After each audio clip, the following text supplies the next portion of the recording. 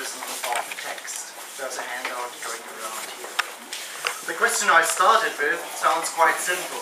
What is the function and the meaning of sport in the sense of competitive physical activity? Competition is very important in every current definition of sport. In Greece and Israel, and what do we learn from that about the cultural formation?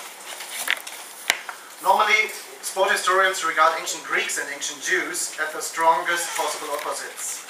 Here the Greeks, founders of the Olympic Games and notorious for the love of sports and competition, where the Jews classifying bodies not along the lines of strength and swiftness, but of purity.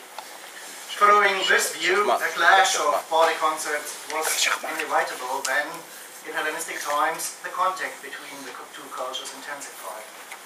Indeed, the authors of the books of the Maccabees declare the construction of a gymnasium in Jerusalem, 174 BCE, one of the main causes for the Hasmonean revolt. In their description, stripping and training naked in the gymnasium was an act of Greek identity, incompatible with Jewish tradition. And so the gymnasium in Jerusalem divided the Jewish population in traditionalists who condemned Greek-style sports and Hellenized traitors. Similarly, also the introduction of Greek contests in Palestine by Herodes is seen as typical behavior of Hellenistic kings, while the majority of the population rejected the new games. There is an extensive bibliography about the Hasmonean revolt and about the role sport and the gymnasium played in the revolt. And some scholars have developed models much more complex than a simple clash between Hellenizers and traditional Jews. And there's also some scholarship about the spread of Greek agonistics in Roman times. For example, the book of Harris, who has studied in detail the many references to Greek athletics in the works of Philon and Flavius Josephus. So concerning Hellenistic and Roman times, the contrast between Greeks and Jews is not that sharp anymore. But that is not the topic of our conference, so let's go back to the centuries we are interested in here. First, some facts about Greek athletics. We do not know when the Olympic Games were held as a local event for the first time, but what we do know is that around 700 BCE they gained importance for the Peloponnese and later on for the whole Greek world. In the 6th century BCE, a system of pan-Hellenic agones, agon the Greek word for competitions, athletic competitions, was established. Olympia and 3 other games formed a kind of grand slam, a cycle of most prestigious events. Victory prizes in these agones were crowns, but there existed many other competitions that set out valuable prizes. For many decades, scholarship on Greek sport was strongly affected by the modern Olympic movement, which idealized the ancient Olympics, or better, transformed the ancient Olympics into a forerunner of modern gentlemen's sport. According to de Coubertin and his companions, ancient Greek athletes were upper-class sportsmen who did not compete for money, but for love of sport and out of enthusiasm about beautiful, well-trained bodies. Political quarrels had to stay out of the gates of the Olympic century. Peace and fair play were characteristic features of the Games. In this way, de Coubertin used ancient Greece to install the modern Olympic Games as an event of amateur sports. Professionals were banned with reference to ancient Greece. According to this classicist image of Greek sports, money became important for the athletes only in Hellenistic and Roman times, which were considered centuries of decadence. This model of Greek sports was very successful for a long time, not only in sport politics, but also in universities. See, for example, the influential handbook of Gardiner, who was himself a supporter of modern Olympism. And as far as the public opinion is concerned, it has not lost its power till today. Just have a look at the homepage of the International Olympic Committee. But from the 1970s on, sport historians have refuted every single part of it. Of particular importance were the studies of Henry William Plackett and David Young. There was no decadence of the Olympic Games or Greek athletics in general in Hellenistic and Roman times. The concept of amateur sports was unknown to the Greeks. No concept of fair play existed. There was no Olympic peace in antiquity. and politics always had an important impact on the games. None of the elements of the Olympus construction of Greek sport is valid in modern scholarship anymore. Besides, for some scholars, this deconstruction is not enough. They deny that there was anything special in Greek athletics. In 1974, Ingmar Weiler published a book proving that many Greek myths on athletic competition find parallels in other cultures. Aviv and Ulf attacked the idea of the agonistic Greeks, a phrase coined by Jakob Burckhardt. The idea that for the Greeks competition and athletics played a more important role than anywhere else in history. According to Ulf, the whole concept of agonistic Greeks has classicist, elitist, and even worse, anti-Orientalist roots, as it produces an image of Greek superiority over the cultures of the ancient Orient. According to the origins of the concept, they certainly are right, but I disagree concerning the consequences of these observations. Instead of banning the whole concept of agonistic Greeks and calling everyone who uses it an old-fashioned classicist, it is more appropriate to make a comparison between Greeks and others on the field of sports to find out how special the Greek athletic system was. Such a comparison has not been undertaken by now. The current state of research can be summoned that sport was common in Egypt, in Mesopotamia, and many other regions of the ancient world. Robert Rollinger has written a fine article in the Lexikon für Archäologie. But nowhere its cultural importance was similar to Greece. Sport is one of the most common subjects in Greek art as well as in Greek literature. In these months there's a great exhibition at Berlin, co-organized by Achim Gierke, about the Olympics, and anybody who has doubts about the importance of sports and competition for the Greeks should just go there. So in my opinion, we may and should keep the idea of agonistic Greeks well aware of its politically incorrect origins. As said before, ancient Israel is often seen as diametrically opposed to Greece in the history of sport, as example of a culture without any kind of athletic competition. Schroer, in her article, writes about Old Testament resistance against sport. In some handbooks of sport history, pre-Hellenistic Israel just does not exist, is not mentioned in a single sentence. But this concept of anti-athletic Judaism is not the whole story. There's also another concept, a history of Jewish athletics dating back to the times of David and Solomon. And similar to Greek athletics, the history of scholarship cannot be understood without reference to modern sport movements. The start was made by the German gymnastics movement founded by Friedrich Ludwig Jahn. This Turnerbewegung faced resistance by the Christian churches, and some members looked for help in the Bible. By proving that sport was an important topic in the Old and in the New Testament, they aimed to justify their own athletic activities against Christian criticism.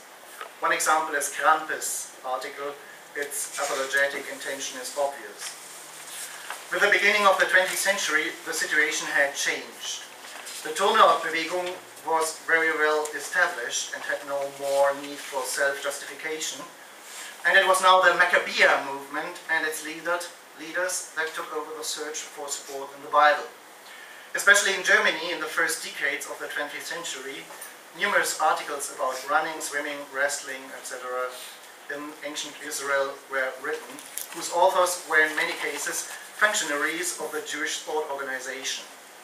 The most popular journal for those studies was the Jüdische Turnzeitung, published at Berlin. Also, some short monographs were written on the topic, Mundner and Pinchover. The result was a glorious history of Jewish sport from antiquity to the present, intentional history without a doubt. Mundner, Pinchover, and the other authors were stimulated by the Maccabean movement and by the Maccabean Games that were held for the first time in 1932. Pinchover describes his enthusiasm when he watched the runners in the Maccabean Games and thought about their predecessors 3 millennia ago. His intention was threefold. First, he wanted to refute the widespread anti-Semitic prejudice that Jews had poor physical ability. Second, he aimed to inspire the Jewish sport to Jewish youth to exercise their bodies and make them vigorous and ready for the difficult tasks of the future in Europe or in Palestine. And third, for Pinchover and others, the idea of a long and glorious history of Jewish sport gave them consolation in the desperate times they were living in. Just look at the date. Pinchover's book was published in Germany in 1937. The ancient Greeks and modern Olympism also had an impact on those studies because it was Greek athletics that served as a model for the Jewish authors writing about sport in the Bible. While everybody knew they claimed about Greek athletics and the Olympic Games, the athletics of ancient Israel were far less known, and it was the aim to change that. In trying to prove that Israel and Greece were comparable in this field, they detected parallels.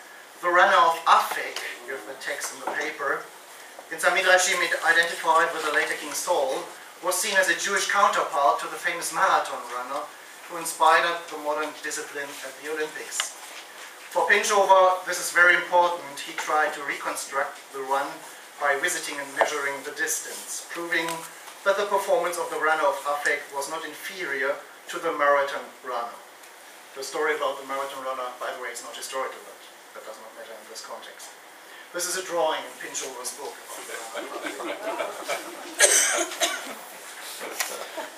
But the arguments of Mann and Pinchover cannot stand scholarly criticism. In the Old Testament, there are many examples for dance, for running before, during and after battle, for archery and for slinging, but with the exception of the book of the Maccabees, there's not enough evidence for organized physical education or athletic competition. Pinchover discusses in detail the Stadium of Solomon, where the king is said to have held contests in running and horse riding, but the source is not a passage of the Bible, but a midrash in Munich of the Byzantine period, and the earliest example of the construction of biblical athletics. This line of Jewish sport history, deeply connected with the Maccabean movement, found its end with the horrible crimes of Nazi Germany. But it was revitalized after World War II. Kranz, picking up the work of Mann and Pinchover, wrote, as far as I know, the most voluminous book about sport in the Bible, and he did it as a PhD student at the German Sport University at Cologne, where Karl Diem was president. Diem himself, in his World History of Sport and Physical Education, built his chapter about ancient Israel on Mann and Pinchover, and, for example, considered the Stadium of King Solomon an historical fact. In this way, Diem disseminated the Maccabean movement's construct of ancient Jewish sport, and so did Überhaus in his even more influential handbook, which was read for decades by every German student of sport history, and me too. And neither Diem nor Überhaus read the sources, they just trusted the books they had read. In recent scholarship, the construction of biblical athletics had stopped. The discussion about the body and physical performance in the Bible has switched to other topics. For example, the ecstatic dance of King David in 2 Samuel 6. You have the text on the paper. I have to leave it out for reason of time. Dance would be a very interesting topic for cross-cultural comparison, but that was a new paper. A comparison of the histories of scholarship on Greek and Jewish sport reveals parallels as well as interaction. First, in both cases can be observed a strong impact of modern sport movements, the Olympic and the Maccabean movement. Second, scholarship about sport tends to become normative. Sport is considered good, especially if there is no money at stake.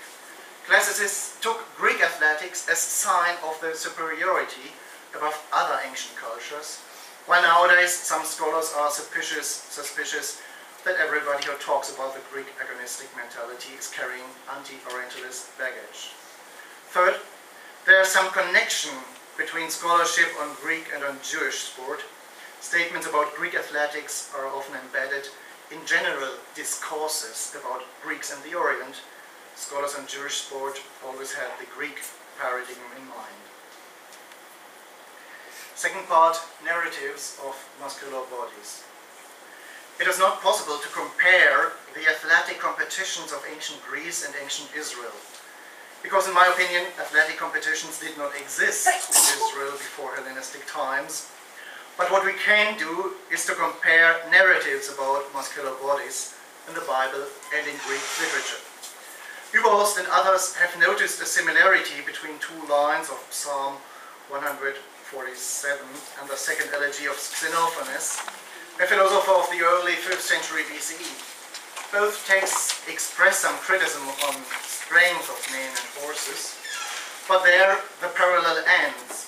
In the psalm, the relevant reference is the Lord, who seems suspicious of those who admire strength and swiftness, which might distract people from subordination and worship of the Lord. For Xenophanes, in contrast, the reference is the Polis, which does, in his opinion, get less profit from man and horse in winning in Olympia than from equality he ascribes to himself wisdom. But the most interesting field of comparison is, in my opinion, the figure of the transgressive Mussulman, represented by Samson in the Bible, by Heracles and some athletes in Greek literature. The story of Samson, some passages are included on the handout, takes place during a time when God was punishing the Israelites, pressed hard by the Philistines. In this situation, the angel of the Lord appears to Manoah, a man from the tribe of Dan, and to his wife, who had been childless. The angel announces the birth of a son, who will begin to relieve Israel from Philistine dominance. He instructs the woman to abstain from wine, for the child will be especially dedicated to God, a Nazirite from the womb till his death, and never should his hair be cut. The second episode is about Samson's love for a Philistine girl at Timnath and his conflict with Philistines. Commonly, this is regarded the nucleus of the Samson narrative. Near Timnath, Samson is attacked by a lion, but the Spirit of the Lord is with him, and he manages to kill the beast with his bare hands. After a time, Samson returns to the place and notices that bees are living in the corpse of the lion. He eats some of the honey and gives a handful to his parents, but tells nobody about the place of the beehive. At the following wedding feast, Samson tells a riddle to his 30 groomsmen, all Philistines, about the lion and the bees. The Philistines are not able to solve it, but Samson's wife manages to draw the secret from Samson and tells it to her fellow countrymen. In consequence, Samson gets angry, kills 30 Philistines of Ashkelon for the garments which he gives his 30 groomsmen. Marek this morning told about this little contest. He leaves Timnath, his wife is given to a friend of him. I am omitting some revenges and counter-revenges. Samson wants to see his wife, but is not allowed. Therefore, Samson burns down the harvest of the Philistines. Therefore, the Philistines burn his wife and the family. Therefore, Samson kills Philistine, and so on. The people of Judah, in order to keep peace with the Philistines, hand over Samson to his enemies. But the Nazirite proves his physical superiority by killing 1,000 Philistines. The third episode sees Samson visiting a prostitute at Gaza. The Philistines wait outside their house to ambush him, expecting an exhausted Samson in the morning. But Samson arises in the middle of the night, takes the city gates of Gaza and carries them up to a hill near Hebron, giving another demonstration of his incredible strength. The fourth and most famous episode is about Samson's fateful love for Delilah, a woman from the Sorek Valley, probably a Philistine, but her ethnicity is not mentioned. The Philistines bribe Delilah with 1,100 pieces of silver if she manages to find out the secret of Samson's power. Samson deludes her 3 times, but when she insistently implores him to lift the sources of his strength, he finally tells her that, without his hair, he would be as weak as another man. Delilah sends a message to the Philistines. Samson's hair is cut off, and the Lord leaves him. The Philistines capture him, blind him, bring him down to Gaza, happy to have overpowered the man who has caused so much trouble for them. But they are careless, not aware that Samson's hair grows again in the prison of Gaza, sign that the Lord has returned to him. And when they are celebrating a feast for their god Dagon and presenting their prisoner to the people, Samson pulls down the 2 pillars on which the roof was built upon, The house collapses and Samson and all the Philistines are killed. The text pronounces that Samson killed more Philistines in his death than during his entire life. The Samson narrative is a composite story. There are clear indications in the text that it was not written by one hand. There are unmotivated repetitions, stylistic differences, and other signs. To fix the date of the origin of the narrative seems difficult, if not impossible. According to Gese and others, the Samson episodes were no original part of the Book of Judges, but inserted later. Samson is pretty much different from the other judges. He fights against Philistines, but he does so not as a leader of the Israelites, or at least some of their tribes. In fact, he appears to wage a private war against the Philistines. He is blessed by the Lord. In this respect, he fits in very well into the Bible's narratives. But he acts like no other Israelite does. He is some kind of an outlaw hero. And he is not supported by the men of Judah, who, in contrary, hand him over when the Philistines ask them. His singularity is further pointed out by his status as a Nazarite for his entire life. Numeri 6, the relevant passages to Nazarite, talks about Nazarite status for a certain time, not for a lifetime. But Samson is not only a man blessed by God. The mark for this special relationship is his hair, and a tool of the Lord. He is also transgressive, violating his Nazirite obligations. Eating honey out of a lion's corpse makes him impure. And he is also carefree and childish. In the episode at Gaza, he seems to play with his enemies.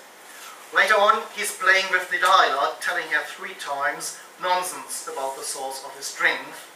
For example, that his power would vanish if he was bound with new, completely unused ropes. Delilah believes him, calls the Philistines, but Samson escapes easily. The other protagonists of the story have serious aims. Delilah wants the money promised by the Philistines for her treachery. The Philistines want to capture their enemy. But Samson is playing. And he continues to play, although he must have recognized that Delilah was not on his side. He considers himself invincible, and that is the cause for his disaster. The similarities between Samson and Heracles have often been observed. Sometimes Samson has been called the Jewish Hercules. Both of them have superhuman physical powers, which make them able to defeat not only crowds of human opponents, but also a lion. Writer Burkhardt has traced back this motive of a lion victor to Mesopotamian cylinder seals dated to the 3rd millennium BCE. Samson and Heracles both perished due to a beloved woman. Samson's secret is lifted by Delilah. Heracles gets a poisoned garment by his jealous wife Diana. And both heroes have to do a woman's work for some time.